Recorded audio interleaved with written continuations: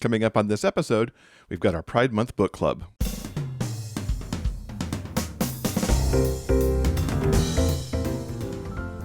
Welcome to episode 388 of the Big Gay Fiction Podcast, the show for avid readers and passionate fans of gay romance fiction. I'm Will, and with me as always is my co-host and husband, Jeff. Hello, Rainbow Romance Reader. It's great to have you here. This is the Pride Month Big Gay Fiction Book Club episode, and our pick is the super sexy, second chance, romantic suspense with some bodyguard and fake relationship tropes thrown in for good measure. It's Under His Protection by LaQuette. Now, before we start our discussion, we'd like to quickly thank the members of our Patreon community, including Laura, who recently joined. It's because of our patrons that we're able to bring you podcast episodes every single week, with interviews from some of your favorite authors and reviews of some of the most amazing books our genre has to offer. On the Big Gay Fiction Podcast Patreon page, members have access to Patreon First content, stuff they get to hear before anyone else.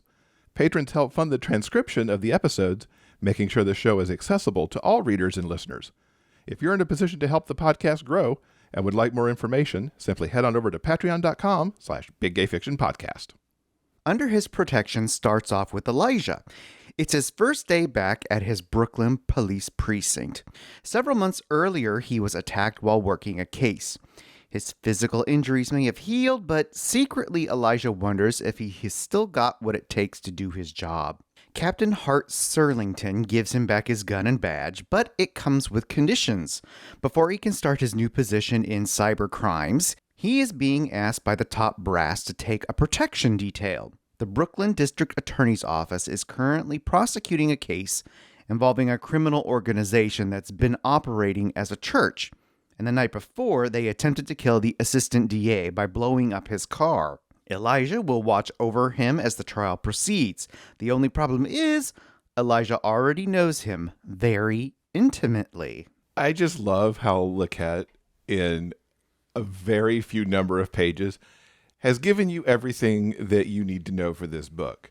The way that she wrote the stress that Elijah feels when he gets his protection assignment, it's just so good.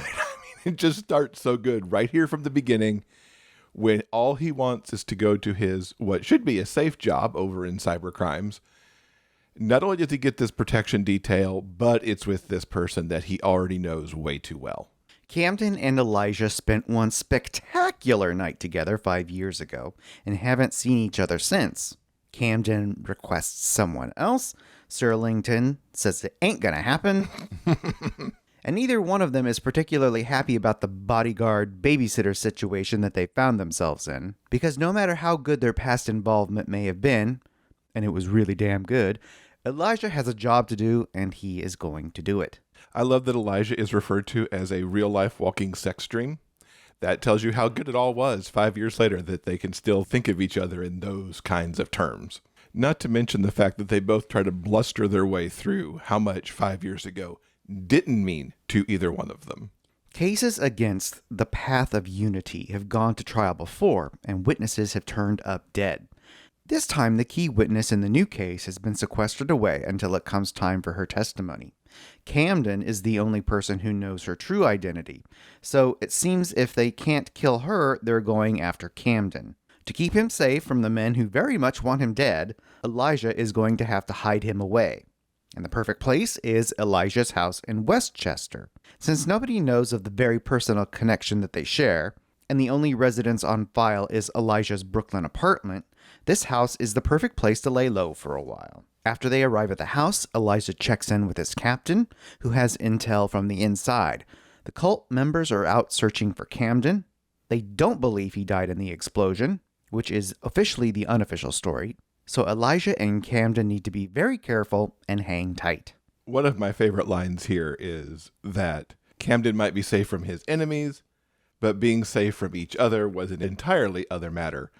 These two are walking on eggshells around each other in the sexiest way possible. They're trying to be a little antagonistic, but also a little nice, and it just crackles off the page.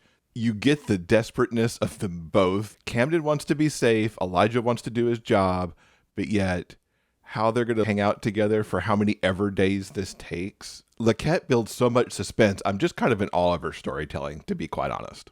Yeah, in reference to what you just said, I wanted to read this short passage. This is what Camden feels when they arrive at the house and how Elijah tries to reassure him.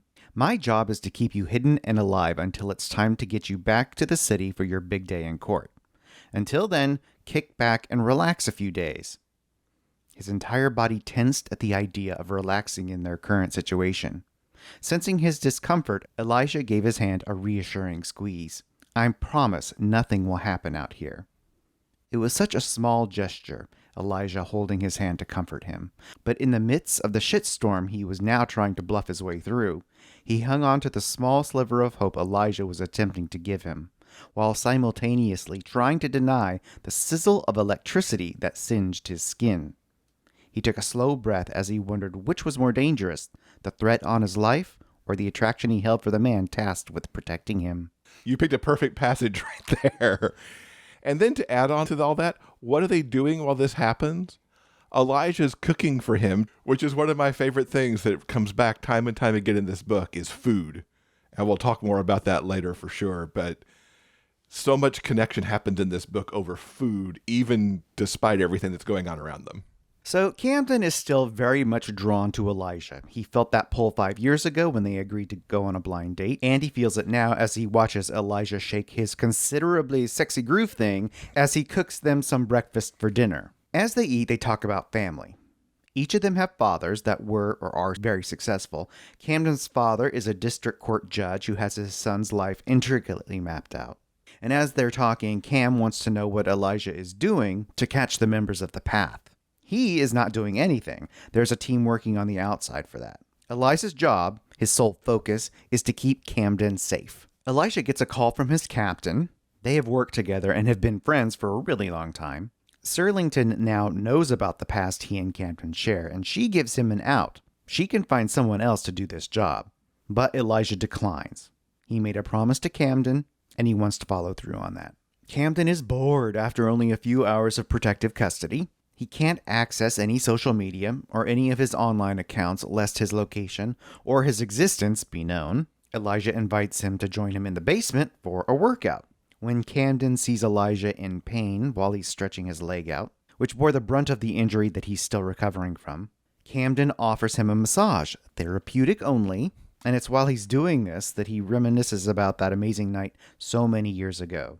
They had crazy sexual chemistry, but Camden is also drawn to the possibilities of what Elijah represents. A different path, a solid relationship.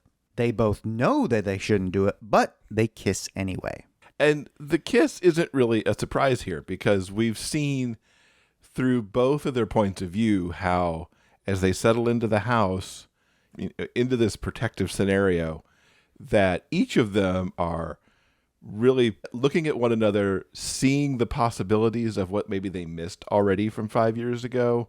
Now that one kiss ignites a fire that neither of them wants to deny, and they quickly get each other off. And immediately, Elijah doesn't have regrets necessarily, but he worries that his inability to resist Camden is going to end up putting them both in danger. After they both get cleaned up, there is a creak in the floorboards above. Someone else is in the house. With his gun drawn, Elijah subdues the intruder. It's his brother, Manny. You see, in the rapid turn of events involving his assignment to Camden's protection, Elijah forgot that his family was coming for a visit to spend some time before he went back to working full-time. And instead of telling his family the real reason Camden is there, knowing that the truth could put all of them in danger, Camden is just a friend who is staying for a bit. He then gets introduced to the entire Stevenson family. There's Manny, of course, he's Elijah's brother, Vivian, his sister-in-law, Evelyn, Elijah's mom, and Walter, or Pops, that's Elijah's dad. They all immediately realize that Camden is certainly more than just a friend, and they jump to the conclusion that they are very much a couple, and that Elijah has finally, if not settled down, at least he has found the one. I love his family so much. They're boisterous and happy, and They just exude this great energy right off the page. Even Manny, as he's being subdued by his brother, is like, dude, what are you doing? Don't you remember we're all supposed to be here right now? It was just such a warm moment. And I'm also very entertained by how this is going to start to play out, because now you still have forced proximity, but you've introduced like 4 other people to the mix of the forced proximity, which is going to make a lot of stuff for them so much more difficult, as they, of course, want to keep exploring this relationship, but not clue in the family to so much of what's going on. I could see so much of why you love this book so much, because of all this awesomeness that's just unfolding in the plot. Yeah, the introduction of his family is certainly an amusing complication for our 2 heroes. Now, Elijah's mom takes to Camden immediately, but his dad knows that something is up. A former cop himself, Walter recognizes Camden as the assistant district attorney and wants to know why Elijah is working a case and keeping him here at the house. Elijah explains it all. They can't tell Mama, and he wants to know how Walter recognizes Camden. It seems that after Elijah's undercover op went bad and he was clinging to life in the hospital, Camden was the first person from the DA's office by his bedside, something Elijah only vaguely remembers. He assumed it was a wishful hallucination from the medication and pain from his injuries. Meanwhile, Camden is enjoying time with the boisterous and loving Stevenson family. But when bedtime arrives, he realizes that it's in his supposed boyfriend's bed that he is going to be sleeping, something that he wants but is also very much overwhelmed by. When they wake up the next morning in each other's arms, Camden is certainly willing to go there, but Elijah insists on keeping it professional. Or professional-ish, considering what they've already done. Word from the captain is that the bad guys are still on the hunt for Camden, so they still need to hang tight. Professional-ish isn't what Camden was really hoping for, so he's up early, reading the paper and avoiding Elijah. When Manny tells him to wake Elijah up, it's time to play cards. So he heads back upstairs, and he is momentarily stunned by the sight of Elijah bare-assed, fresh out of the shower, and he tells him that his family wants to play a game of spades. Elijah explains that spades is a Stevenson family tradition, kind of a rite of passage, or another way to look at it, maybe a trial by fire. It's quite the tradition that has you up and playing cards before breakfast, apparently. I mean, cards are good. Playing games is good, but I might want to have breakfast before I settled into a match of cards of any kind. I love, this is just me, I think, being, a child of the internet, but that Camden has to get up and read the paper. Not a paper on the tablet, but an actual physical newspaper, as if this was something that he had not done maybe ever in his life. It's super cute. Every moment that Camden has with the Stevenson family, especially while Elijah's not around, I just love them because they just embrace him so wonderfully into their clan. So as teams, Elijah and Cam play against Manny and Vivian, and over the course of the game, Elijah becomes more and more enamored with Camden's skill at the game. And it becomes a case of, Lord, how is he ever supposed to resist this man? Yeah, not only is he super sexy and everything that Elijah wants, he's also a really good spades partner, which Elijah doesn't get all that often. Later, Camden joins Elijah in front of the kitchen sink. And when Elijah makes a comment that Camden is too highfalutin to do chores as mundane as dirty dishes, it gives him a chance to talk about that night several years ago. Camden is the one who left, never giving Elijah the chance to really know him. And he explains that that night meant everything to him. But Cam's father has very specific plans for life and his career, one that includes politics and eventually the presidency. And a proper man by his side is included as part of those plans. He left that night before either of them could fall too deep. But let's be honest, one night was really all that these two needed. He also confirms that he was in fact at Elijah's bedside in the hospital. He had to be there for Elijah. And even if they couldn't be together, he needed to see him, possibly for the last time, because Elijah meant so very much. I could have said it before, but I'll say it right here. I absolutely, positively hate Camden's parents. They just sound horrible, the way that they essentially pick on their son. Why haven't you done what we wanted? Why aren't you doing more? Why aren't you doing better? Why aren't you doing this thing? It was just terrible. I hated it. But on the other hand, I really like what LaQuette did in giving us such horrible parents in contrast to Elijah's amazing family, and set those two really polar opposites to each other. Because not only does now Camden see the man that he will have by the end of this story, but also the warm family that he will get that he's never really had before. There have only ever been 2 times that Elijah has been caught off guard. The night the undercover gun deal went bad, and the night that he met Camden. Circumstances have brought them back together again, and Elijah is glad to know that what he felt that night with Camden was real. And since these two never do anything halfway, they have the most intense, earth-shattering, toe-curling sex you can imagine. So I want to give an example of just the way that LaQuette writes these emotions in the book. So this is from Camden's point of view. Something broke inside him at the end of Elijah's declaration. The dam he'd used to suppress this tangible thing that grew inside him for Elijah, rearranging the inner workings of his heart, was also breaking. He'd spent a majority of the last 5 years living in denial too. He told himself Elijah was nothing more than a one-night stand, a meaningless fling that had no place in his life. But lying beneath this man, having the chance to be pulled into the craziness that was the Stevenson family, revealed to him just how much he'd lost by walking away from Elijah. It's like, oh. Afterwards, relaxed and satiated, Elijah asked about Camden's father. And as Jeff explained earlier, in the 2 days that Camden has spent with the Stevenson family, it is obvious that he and Elijah have had very different experiences growing up. And later, when they are cuddling on the couch and watching a movie with the rest of the family, Camden realizes that he doesn't mind that difference at all. When Cam falls asleep in his arms, Elijah pulls him even closer. He is Camden's protector in every way, and he desperately wants a future with him. But he has no clue how to make that work. The entire moment on the couch is just one of those moments that's everything. It's so tender. It's so warm. They both let themselves do it, although Camden's a little nervous about it initially. There's so many awe moments in this book, and that was certainly one of them for me. You know what's interesting about these two characters is that traditionally in this kind of romantic scenario, it's about the walls coming down and being open to love. But for Elijah and Camden, those walls were never really up to begin with. And it's through these small moments, like cuddling on the couch and having amazing mind-blowing sex, that for these two characters, it's more about uncovering who each other are and opening their hearts to the possibilities of what they want. Yeah, I absolutely agree with that. And you talk about walls. I think the walls that they put up over the years were to essentially protect their heart from the fact that they didn't get the opportunity to go forward 5 years ago. Those walls are definitely coming down now, and they're truly finding out about each other.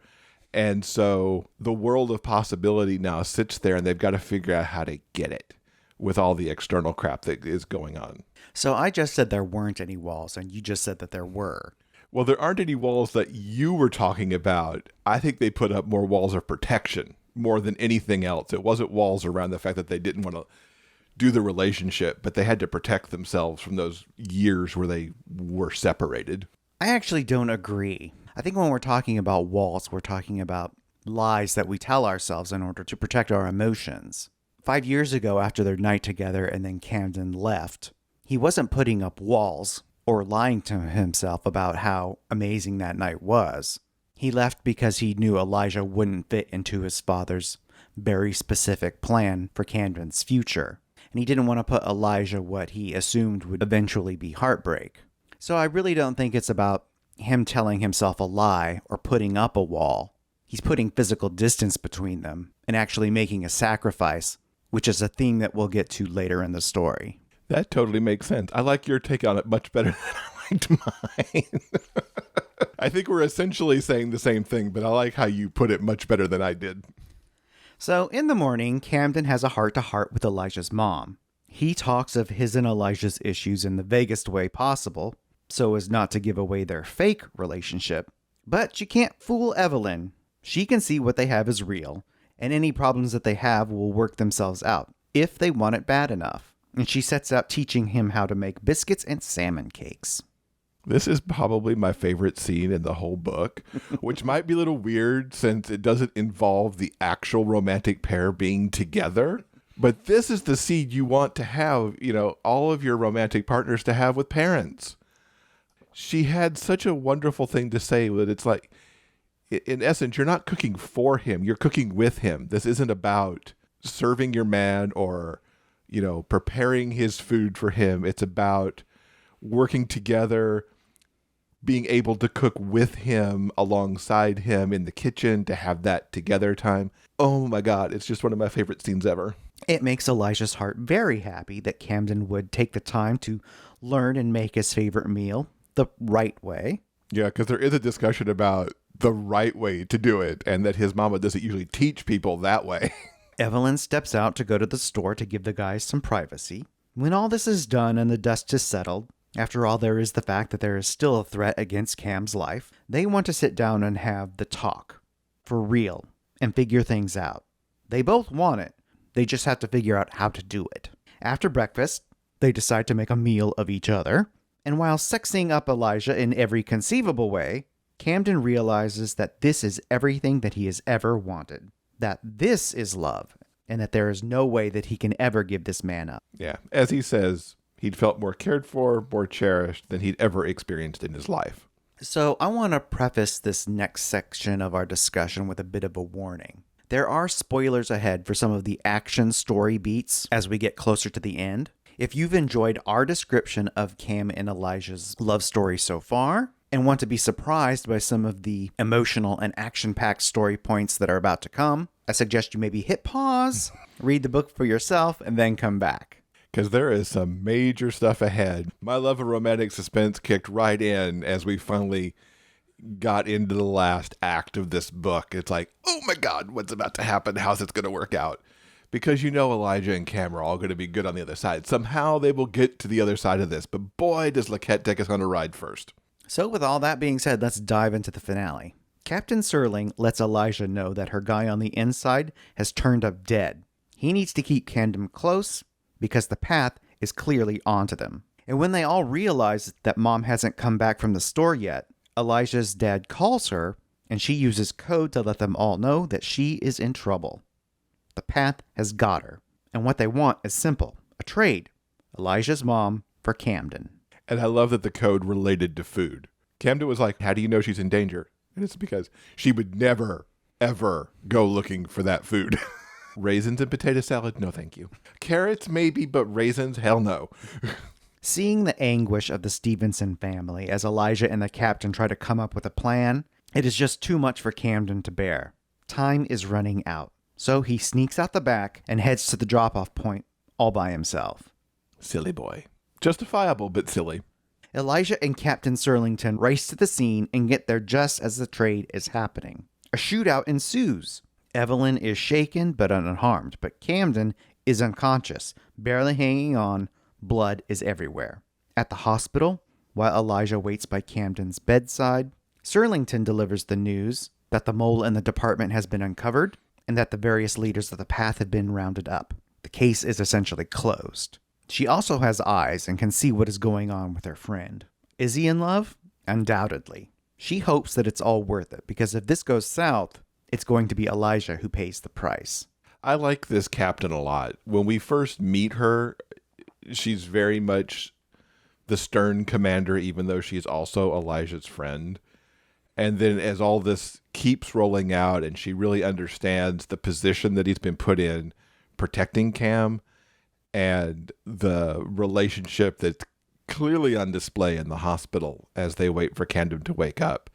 She's a great ally here through this part of the story, trying to keep them safe and together. When Camden finally wakes up, they vow never to be apart. Their celebratory brush with death kisses are interrupted by the arrival of Cam's stern and controlling father, Judge Warren. Without even asking how Camden is doing, he lays down the decree that Elijah isn't good enough for Camden's future political ambitions. But Cam holds his ground, stands up for himself. He isn't giving up Elijah for anything. A few days later, the captain calls Camden into her office.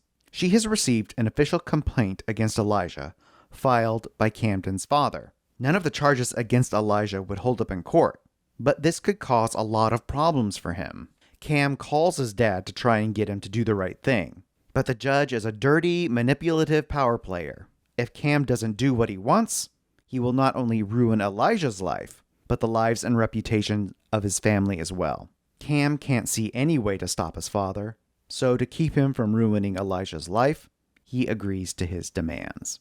Terrible, terrible people. I've read a lot of books lately with terrible parents, and I get the effectiveness of the trope. And frankly, sometimes parents truly are terrible, but I've been on a little tear of these lately, and this judge is the worst of the worst. Ugh, he's just terrible. But kudos to LaQuette for making him so terrible, because every time he opens his mouth, it's just worse. And you can just see his smug self thinking that he's won this battle. So Camden calls things off, seemingly for no reason. So Elijah knows something is up. A few days later, Camden is present at the reading of the charges against the leader of the Path. Once that is over, Elijah confronts Camden in the courthouse restroom. He's not pissed, he just needs to know what is wrong so that he can fix it. One look at Cam, he is a broken and miserable man.